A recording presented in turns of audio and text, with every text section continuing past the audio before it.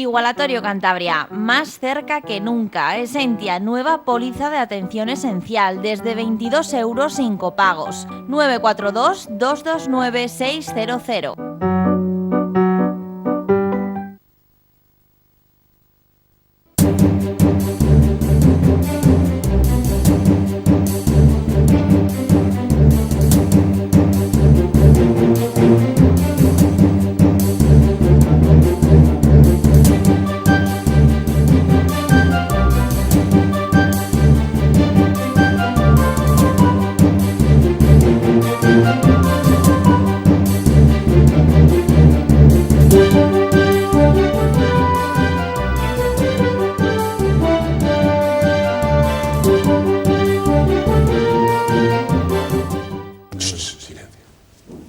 Un saludo, bienvenidos a una edición más de Pulso Empresarial en su televisión regional.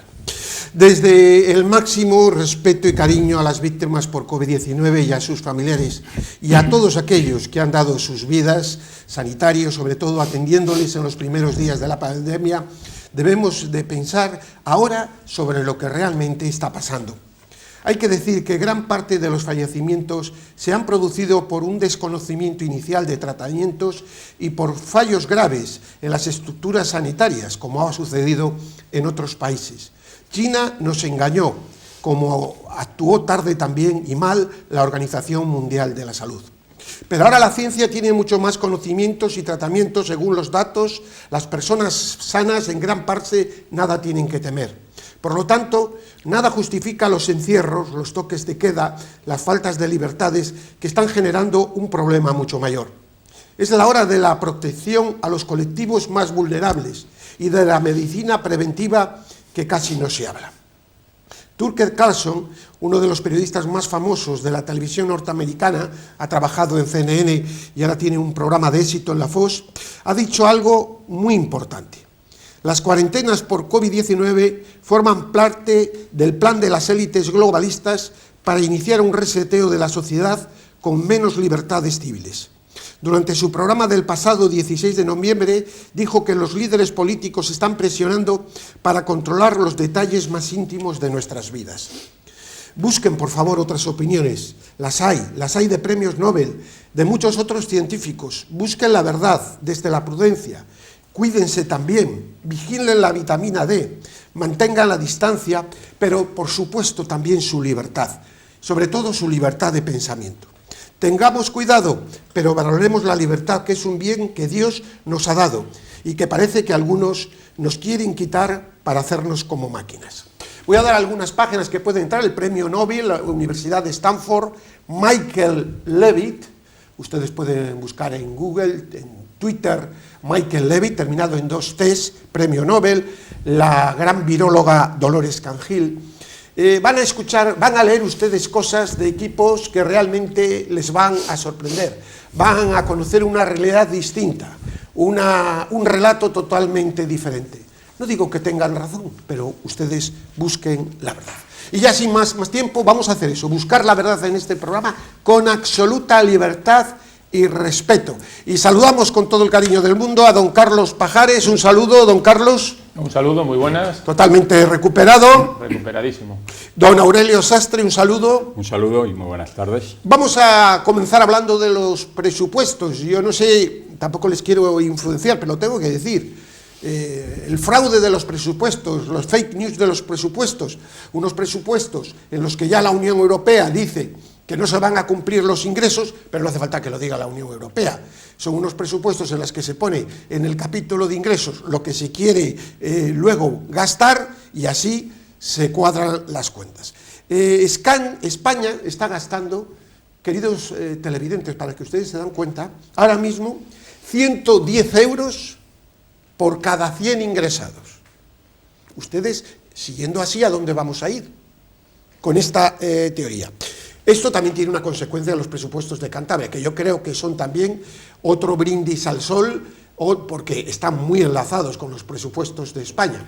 Yo no tengo ningún tipo de confianza en ninguno de los presupuestos, mucho menos en el de España, que parte de una base ya falsa desde el inicio, y que ha habido diputados que están apoyando y que yo creo que están cometiendo, no voy a decir un delito, sí, porque el delito lo marcan las leyes, para mí sí un delito moral de no decir la verdad. Don Carlos Pajares. Bueno, Cantabria, si mal no recuerdo, hablo de memoria, creo que el déficit acumulado superaba los 3.000 millones de euros y Cantabria año tras año va incrementando su déficit y ya el pago de la deuda de intereses es la segunda partida más importante del presupuesto de Cantabria, creo recordar que la segunda o la segunda, no sé, o la tercera, pero ya muy cercana a lo que es el coste del pago de lo que supone la partida de educación.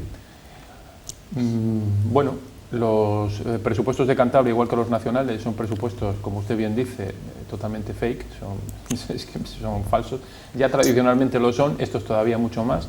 Son unos presupuestos hechos única y exclusivamente con la intención de amalgamar los apoyos necesarios para ser aprobados y que se siga manteniendo en el poder el gobierno que ahora mismo tenemos en Madrid, y que no sirven ni mucho menos para dar respuesta a los graves problemas de desequilibrios económicos que tiene nuestra economía. Europa, yo ya lo vengo diciendo, Europa no es la solución, la solución es nuestra. A Europa lo único que le interesa es que España no se convierta en un gravísimo problema que arrastre al resto de las economías y de la credibilidad de la Unión Europea, y lo único que se van a limitar, a lo que se han limitado, y ya además el ejemplo yo creo que lo tenemos claro en Grecia, siendo una economía muy pequeñita en comparación con la española en relación al peso de las economías europeas, lo que se van a ocupar es de poner los cortafuegos suficientes como para que la deriva esta tan sumamente descalabrada de nuestro gobierno no termine afectando a la credibilidad de Europa o que sea lo menor posible. Don Aurelio, tenemos dos cuestiones muy importantes. Primero, se hace sobre una base falsa de supuestos ingresos, cosa muy habitual, siempre ha sucedido en todas las administraciones de todos los colores, pero bueno, no con esta situación ni con estos niveles, en la que se duplican cantidad de partidas, etc. Pero luego además se pone en un gasto corriente que no se corta absolutamente nada de lo que se puede prescindir, y se lleva a la sociedad, que eso es así se empiezan las dictaduras, por la mentira permanente. Este gobierno es el campeón de la mentira, nos está quitando libertades, y una de las formas de quitarnos las libertades es mintiéndonos continuamente. Don Aurelio. Bueno, efectivamente, ¿no? Son unos presupuestos hechos por comunistas, y el proceso que siguen es el propio de los comunistas. No es desarrollar la sociedad, dar salida dar prosperidad al pueblo, sino que es crear clientelismo. Están haciendo unos presupuestos que son, yo creo que tienen como objetivo fundamental perpetuar la pobreza. Son presupuestos donde van a dar rentas, estamos con la renta básica y estamos con una serie de cuestiones que nada tienen que ver con lo que deben ser unos presupuestos en un país y en una situación y en una sociedad de libre mercado, ¿no? Donde lo importante es crear riqueza, crear empleo y que la sociedad se desenvuelva por sí misma y no tutelada, como están pretendiendo hacer, están implantando y además lo están haciendo a gran velocidad, crear una sociedad absolutamente vigilada y tutelada, creando los mecanismos como lo que están haciendo, apoyándose en una pandemia que parece que a ellos es un desastre para la sociedad y para la economía, pero a ellos parece que les ha venido como anillo al dedo, porque ya no se preocupan en absoluto ni de la economía ni de la gente, solo se preocupan de los estados de alarma, del toque de queda, como sucede aquí en Cantabria, cada día restringiéndolo más. Ya hemos pasado, yo recuerdo hace muchos años en Afganistán, cuando uno leía aquellas noticias al dar las 12 en Kabul como una gran alarma, porque a las 12 de la noche no se podía salir en Kabul, una situación de guerra. Bueno, pues aquí estamos en Cantabria, a las 10 de la noche no hay absolutamente nadie por la calle, porque además pues la gente en general es cumplidora, pero yo creo que... Porque está atemorizada. Yo creo, esto es que han metido el miedo en el cuerpo y entonces tenemos aquí unos dictadorcillos de mala muerte que están desarrollando y ejercitando su gran ilusión, su gran vocación, ser dictadores por un tiempo, porque es donde ven que desarrollan, donde ellos se sienten poderosos. y me parece que están destruyendo la sociedad, la economía Luego, si le parece, hablamos de este tema. Tengo un capítulo para la hostelería y unos datos, yo creo que en exclusiva, no porque otras personas no los puedan conseguir, sino porque no los han trabajado. El tema de los presupuestos, la mano de R. Batasuna o de Bildu. Hay una PNL que pide para 3 años 485 millones más para obras importantes del País Vasco. Es decir, esto es un chantaje en toda regla. Es un escándalo, y aquí ya hay que empezar desde el derecho democrático y civilizado, por supuesto. Nosotros siempre vamos a defender las leyes y el cumplimiento, de poner pie en pared. La sociedad tiene que reaccionar defendiendo derechos y defendiendo libertades. Puede ser después tarde. Se está avanzando demasiado en un intento de amordazar a la sociedad, de un gobierno absolutamente impreparado, porque aquí no me sirve lo de la señora Calviño. Yo veía como la señora Calviño antes de ayer aplaudía alguna intervención del señor Iglesias, etc. No me sirve esos aparentes moderados, esos son auténticos fariseos o fariseas. ¿Me explico? Aquí lo que hay es un ataque frontal, por tierra, mar y aire, a las libertades, y que pasa más allá de los presupuestos. Y la sociedad reacciona o no tenemos nada que hacer. Cuando nos demos cuenta, estaremos sumidos en la mayor de las pobrezas. Don Carlos. Sí, yo quería decir además, los presupuestos tradicionalmente que han venido del ámbito socialista, también del Partido Popular, pero fundamentalmente del ámbito socialista, siempre han tenido un problema, y es que ampliaban ingresos que nunca se producían y ampliaban gastos que se producían y a veces se aumentaban, con lo cual el desequilibrio de aquellos polvos y estos lodos, pues aquellos desequilibrios presupuestarios fueron luego acumulándose a déficit. Este presupuesto ya prácticamente de una manera casi totalmente desordenada, todavía ahonda más en ese desequilibrio.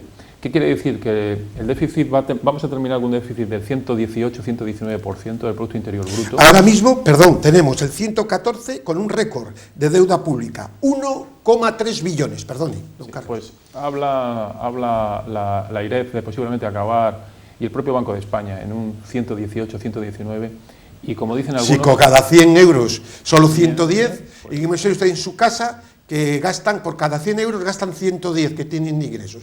Pues dentro de 8 meses, ¿cómo van a ustedes estar? Sí. Pues eso, estos presupuestos se están convirtiendo aparentemente en un grandioso plan E, todos recordamos aquel plan E de Zapatero, y se están convirtiendo en un grandioso plan E que desgraciadamente lo que va a traer es más pobreza y desequilibrio a medio y largo plazo. Don Aurelio, prácticamente no tenemos inflación, que es una buena cosa. Muy buena. Era el momento para no haber tocado los salarios de los funcionarios ni tampoco de los pensionistas, porque prácticamente se pueden este año dejar. Bueno, pues como creen que es una masa de votantes, suben las pensiones y los salarios públicos. Y yo digo que estoy siempre a la defensa de los pensionistas, no porque lo poco que me pueda tocar, sino desde la coherencia. Digo, si es que ahora no hay ningún problema, prácticamente no hay inflación. Y la subida de las pensiones. De los salarios de los funcionarios, el 0,9. Pero si esto es innecesario, dedíquese esto a financiar empresas, a dar dinero a la creación de riqueza directamente en las empresas, don Aurelio. Es una cosa, todo es una cuestión de una fake news y un marketing electoral para quedarse eternamente en el poder. A las empresas no solamente no les dan absolutamente nada, les están presionando cada día más en el pago de impuestos, en los problemas con los ERE, las dificultades ahora en un periodo donde prácticamente no hay actividad, tienen muchas dificultades para mantener los EREs, para prorrogarlos y para todo esto, o sea que eso nada. Y las subidas son absolutamente inoportunas. Innecesarias ahora mismo. Porque si fueran necesarias... Oiga, una pensión pequeña, etcétera, yo estoy a favor siempre. Ni siquiera era una demanda. Una demanda. No había una demanda de ello. Por tanto, pero bueno, es que enmascarado con la subida a los funcionarios se las han subido todo el gobierno, que era su gran apetencia. Usted ve cómo se ha subido el salario el propio presidente y le supone desde que está en el gobierno del orden de 5.000 euros mensuales la subida de su salario. Menos mal que ahora han quitado, porque después de todas las peticiones les ha salido salido los colores y no van a subirse el 0,9, bueno, porque ya era un escándalo de una magnitud mientras tremenda. Las familias pues están en una ruina absoluta. Usted que es muy próximo y está muy vinculado al tema de Cáritas, pues verá y escuchará las voces de SOS que vienen lanzando, porque se les ha multiplicado por 10 la demanda de comida, donde familias y personas que estaban en una situación de clase media, en una situación bien, hoy están formando parte de esas colas. Hay un problema aquí en España, y es que ya no les importa la situación económica ni de las familias. Ellos están en la implantación de un sistema, además no tiene más que ver cómo lo vienen haciendo. Implantan un sistema de alarma en España, y durante este periodo están haciendo leyes absolutamente inasumibles de destrucción del Estado de Derecho. Por tanto, creo que están en otra onda, ya no les importa la economía ni lo que la gente piense de ellos, porque tienen otro proyecto.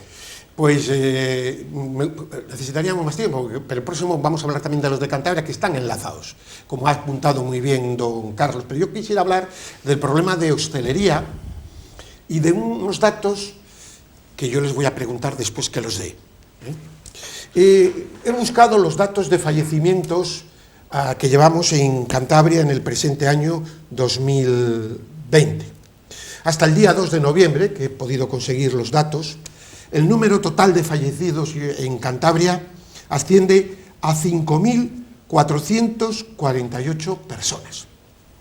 En el año 2018, en todo el año, fallecieron 6.096. Es decir, que el año 2018, luego vamos a buscar el 2019, que también los he conseguido, que también los tengo.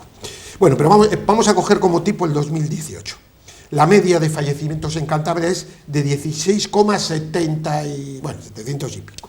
Bien. ¿Saben cuál es la media actual de fallecidos después de la gran punta de marzo, que ahí se disparó y que desclasifica todo? 17,80. Es decir, según esta estadística, 1,10 personas por día más, teniendo en cuenta que no sé si en el mes de marzo hubo como 100 y pico más, entre marzo y una parte de abril. Luego, ¿de qué tipo de pandemia estamos hablando? Sin quitar importancia a las personas que sufren, etcétera. Estos datos, bueno, la media del 2019, 17,80. Es decir, respecto al año pasado da un exceso de 1,40. Respecto al 2018, un exceso día, de una persona, no llega a 2, por supuesto, más de fallecimientos en Cantabria.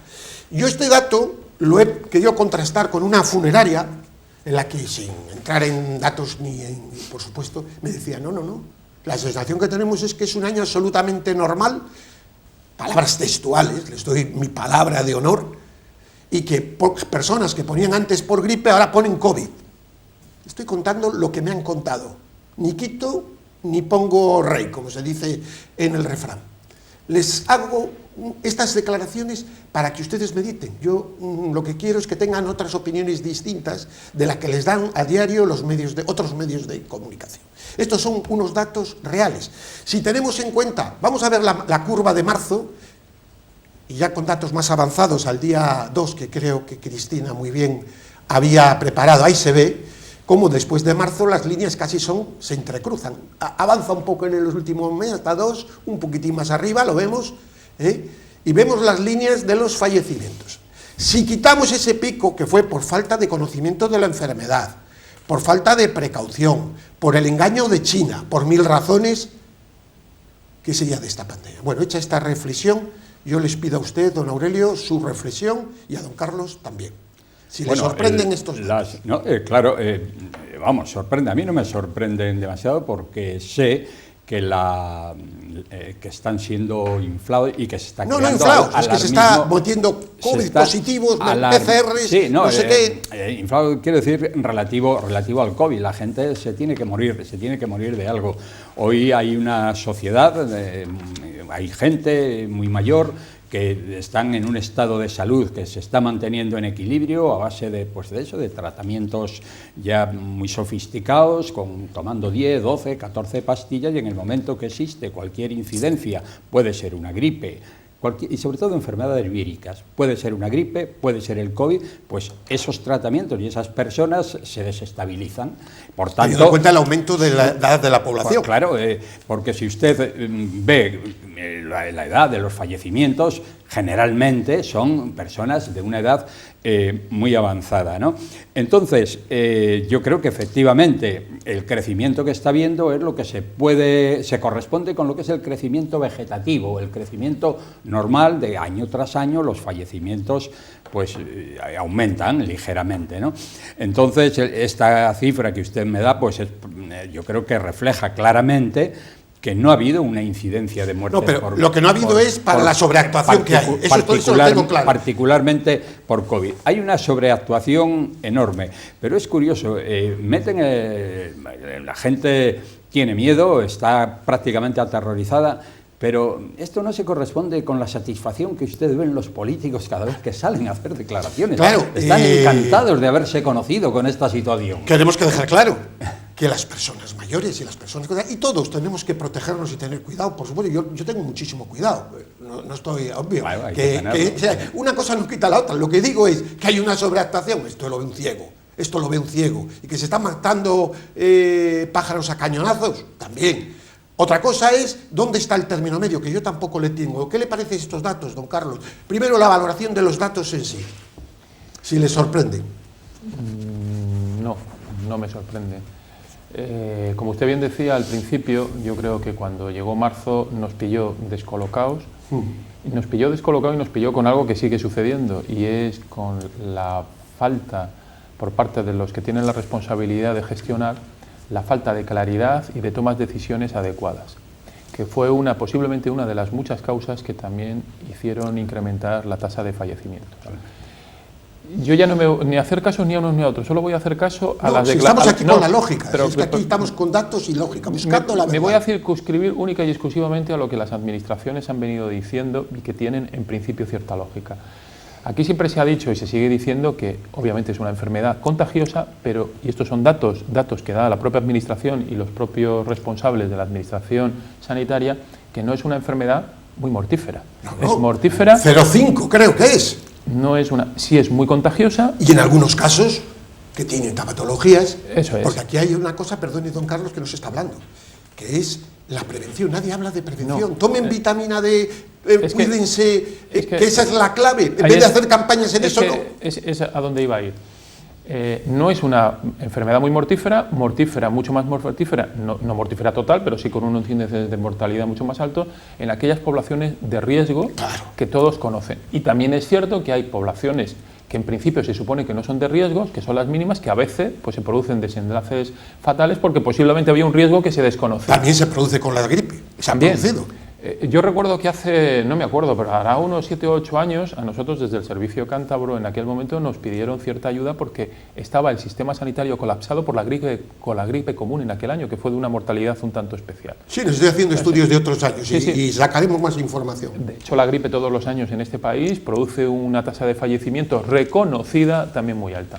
¿Qué quiero decir? Y uno cuando mira las estadísticas de otros países en su mortalidad, no en el número, porque el número de contagios es muy similar en todas las poblaciones. Sí. Sin embargo, lo que sí ve es que posiblemente la pandemia, que es una pandemia, la pandemia es más que sanitaria, me refiero en cuanto a la enfermedad, está muy relacionada con la organización sanitaria y las capacidades de las sanidades de absorber. Y psicológica, ¿no? Exactamente. Y de cómo están estructuradas y organizadas. En España, todo se mueve única y exclusivamente, prácticamente exclusivamente alrededor de los hospitales, lo que se llama el hospitalicentrismo. Aquí lo vemos claramente en Cantabria, atención primaria está desatendida y luego también estamos viendo que, como usted bien decía, la salud pública y la preventiva no existe prácticamente. En España no existe. ¿Análisis de cómo está de vitamina D? No. ¿Sería todo el mundo? No, y de otra serie de cuestiones. No, sí. Tampoco se han tomado y se siguen sin tomar. Ni se habla de ello. No, ni se habla. No existe. Sin embargo, en países que están mucho más avanzados en estos temas, a esos que siempre nos queremos parecer, pero que vamos siempre en camino contrario a parecernos, y hablamos de Suecia, los países los famosísimos escandinavos, Holanda, Alemania, que tienen una salud mucho más desarrollada y además aprovecho para decir, donde la colaboración público-privada es mucho más amplia que en España, han funcionado desde el punto de vista de los resultados muchísimo, muchísimo mejor.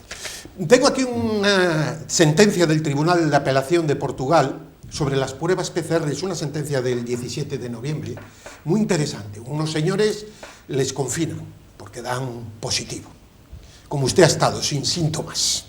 Bueno, yo tuve, aprovecho para decirle, yo he sido positivo, y me han confinado porque mis síntomas han sido pues como los de un catarro... Como el 75%. Como un catarro común, ligeramente leve, posiblemente porque gracias a Dios estoy sano y... Vamos con la sentencia porque esto es muy importante, abre otra vía. Y dicen que no están de acuerdo, que están sus derechos constitucionales pesados y que la prueba PCR no es categórica ni muchísimo menos. Y va al Tribunal de Apelación.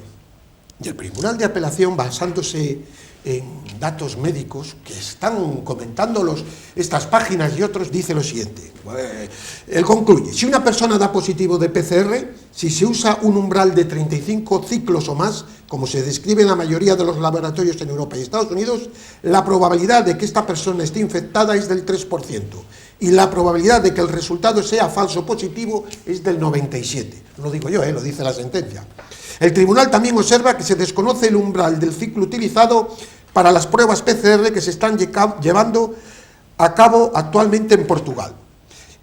Sigue después y dice: dadas las dudas científicas expresadas por los expertos, es decir, los que intervienen sobre la fiabilidad de las pruebas PCR, la falta de información sobre los parámetros analíticos de las pruebas y la falta de un diagnóstico médico sobre la presencia de una infección o una infección de riesgo ocupado, pues bueno, dicta la sentencia y que les deja a los señores viajar a donde les dé la gana, vamos, más o menos. Como tenemos 3 minutos, ¿qué opinión le merece eso, don Aurelio? Minuto para cada uno. Bueno, la fiabilidad está muy cuestionada, no es absolutamente, no, yo creo que no responde a lo que decían, de que son fiables en esos porcentajes tan elevados. Lo que pasa es que algo tienen que hacer, o sea, yo creo que las cuestiones vienen por ahí, alguna medida tienen que tomar. Entonces, que sean acertadas o no... Pero lo que no tienen que hacer es engañar. Pues ahí está el problema. No, sí, en el engaño se basan, nos consideran menores de edad y es así. Pero yo creo que efectivamente, como decía don Carlos, uno de los grandes problemas ha sido el deterioro de la sanidad, que aquí hemos venido hablando muchas veces. Yo lo he dicho siempre, cuando se hablaba de la gran sanidad española, yo he dicho, es que se desconoce hacia dónde va esa sanidad. Si hoy se está manteniendo un poco el tipo, era en circunstancias normales, de no epidemias, nada de este tipo, por el gran esfuerzo que hacían los profesionales, que suplían aquellas carencias de la estructura sanitaria, pero claro, la atención primaria se ha prácticamente deshecho, los médicos de atención primaria están sobresaturados, todo llegaba a los hospitales con cualquier problema insignificante y todo esto ha contribuido a esa saturación del hospital. Don Carlos, un minuto, como le había dicho, si puede.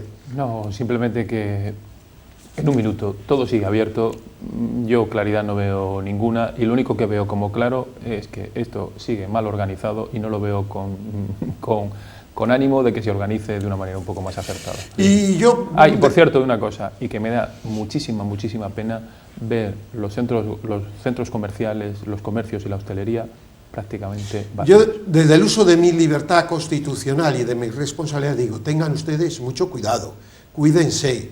No estamos diciendo nada lo contrario a eso. Ahora sí decimos también con el mismo énfasis, defiendan su libertad. No cedan en sus derechos, no cedan en sus obligaciones también como ciudadano, siendo responsables, pero cuestionando muchas cosas. Una sociedad crítica es una sociedad libre, no una sociedad aborregada, que es lo que algunos parecen. Por lo menos nosotros intentamos aquí traer otros parámetros que buscamos en todo el mundo y no tenemos ninguna bolita mágica para decir que tenemos la razón. Estamos dando otras opiniones que razonamos. Bueno, como pedimos prudencia a todo el mundo, creo que cumplimos con nuestra responsabilidad ampliamente. Pero sobre todo, la última palabra, defiendan su libertad. La libertad nos hace realmente mejores personas, nos hace seres íntegros, y la libertad nos la dio Dios y no nos la puede quitar ningún gobernante. Paz y bien, amigos.